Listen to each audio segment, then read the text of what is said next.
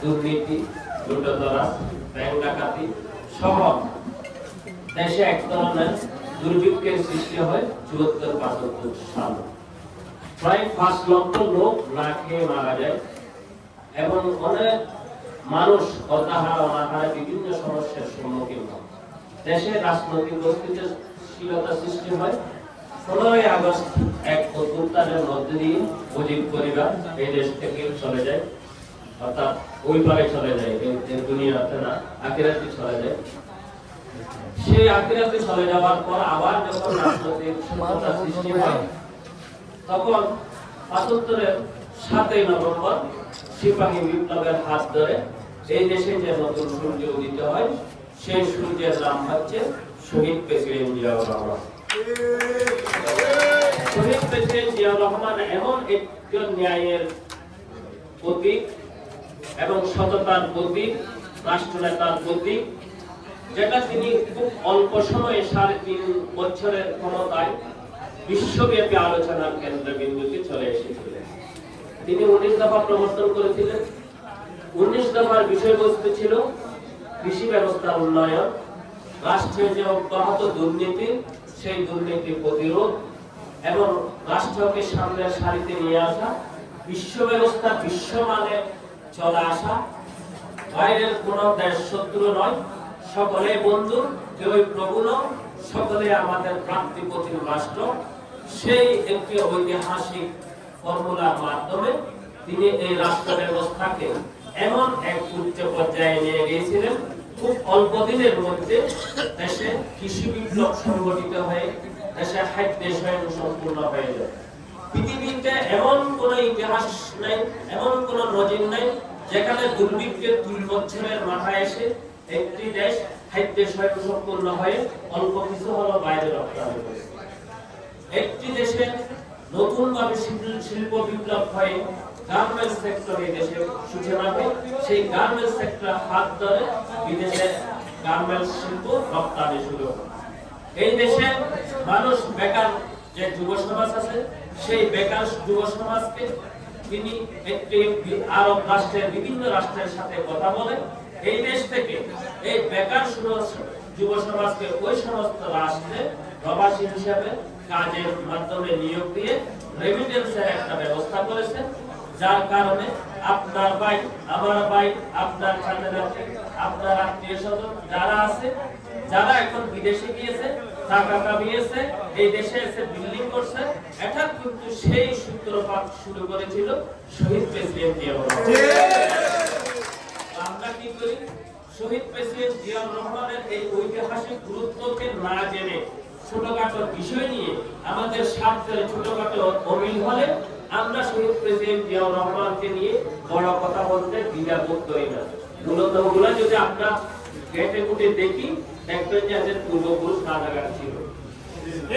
তাহলে কোনদিনও শহীদ প্রেসিডেন্ট জিয়াউর রহমান এমন একজন রাষ্ট্রনেতা, ইতিহাসে সেই রাষ্ট্রনেতা পুনর্বার জন্ম হওয়ার কোন সুযোগ আছে বলে আমি মনে করি না। কারণ এই দেশ বহুভাবে বহু সমস্যায় জর্জরিত, সেই জর্জরিত সমস্যাকে উত্তরণ করে তিনি এই রাষ্ট্রকে একটি সঠিক পথ নির্দেশনা দিয়েছিলেন। আমরা এই পর্যন্ত বললাম শহীদ প্রেসিডেন্ট জিয়াউর রহমানের কথা।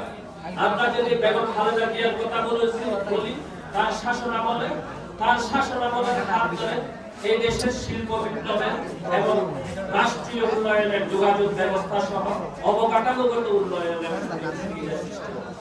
জিয়া আন্তর্জাতিক বিমানবন্দর, চট্টগ্রামের আপনার রেলওয়ে স্টেশন থেকে শুরু করে শাহবানত বিমানবন্দর থেকে শুরু করে সব জায়গায় এই দেশের উন্নয়নের অবকাঠামোগত উন্নয়নের বিপ্লবের সূচনা হয় বেগম খালেদা জিয়ার হাত ধরে। তিনি ভ্যাট প্রথা এবং ইনকাম ট্যাক্স প্রথা চালু করে রাষ্ট্রের একটা কোষাগারের বিশাল অঙ্কের কোষাগার সৃষ্টি করে।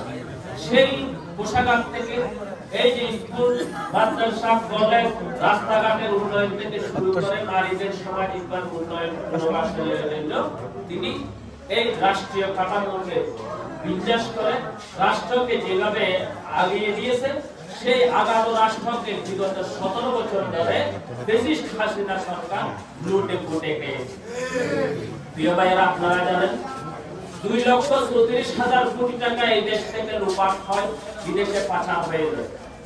2,34,000 কোটি টাকা মানে প্রায় 7টা 8টা পদ্মা সেতুর সমান। এই দেশ থেকে বিলিয়ন বিলিয়ন টাকা বিভিন্ন কোম্পানির মাধ্যমে এই দেশ থেকে পাচার হয়। একটা ছোট প্রকল্প হলো যেটা 100 টাকার কাজ সেটা 1000 টাকা পর্যন্ত বিল তোলে, যেটা লক্ষ টাকার কাজ সেটা কোটি টাকার বিল তোলে। এইভাবে এক অরাজক পরিস্থিতির মধ্যে দিয়ে 17 বছর রাষ্ট্রীয় লুণ্ঠনের মধ্যে দিয়ে এই রাষ্ট্র সামনের দিকে যেটুকু আগাতে পারছে তাও আপনার আমার সকলের বৈদেশিক রেমিটেন্স সহ এবং শিল্প কারখানার যে কর পায়, গার্মেন্টস শিল্প থেকে যে কর পায়, বন্দর থেকে যে কর পায়, এই টাকাগুলো দিয়ে করা কাজ। এখানে হাসিনার বাপদাদার কোনো টাকা দিয়ে কোনো কাজ করেনি। হাসিনা রাষ্ট্রীয় কোষাগারে ইনকাম করেছে 5,000 টাকা, কাজ করেছে 1,000 টাকা, বাকি 4,000 টাকা লোপাট করেছে। এই 1,000 টাকার আবার যে কাজ করেছে, এই কাজগুলো আমি করেছি, আমার বাপদাদা করেছে, আমার অমুকে করেছে, এইগুলো বলতে বলতে তার গানে খাইলে ফেলা এসে যেত।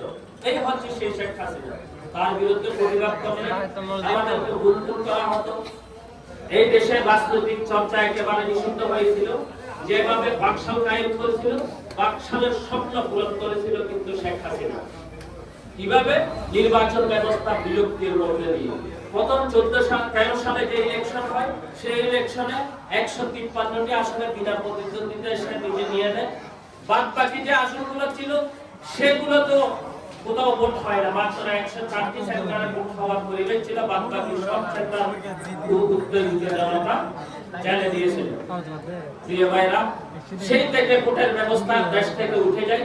কখনো রাতের ভোট, কখনো টেবিল ভোট, ডাবি ভোট, অনেক ধরনের ভোটের প্রচলন আমরা শুনেছি, দেখেছি। কিন্তু এই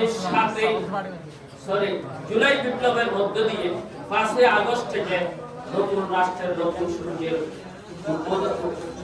আমরা দেখতে পাচ্ছি। সেই জুলাই বিপ্লবের মধ্য দিয়ে আমরা নতুন স্বপ্ন দেখতে পাচ্ছি। আপনি আমি সবাই মিলে একটা গণতান্ত্রিক পরিবেশ আমরা বিরাজমান করতে পারছি, যে কোনো কাজ করতে পারছি। আজকে আমরা এখানে বসে আপনাদের সাথে কথা বলার সুযোগ পেয়েছি এই 5 আগস্টের কারণে। এই 5 আগস্টে যারা শহীদ হয়েছে আমরা তাদের আত্মার মাগফিরাত কামনা করছি।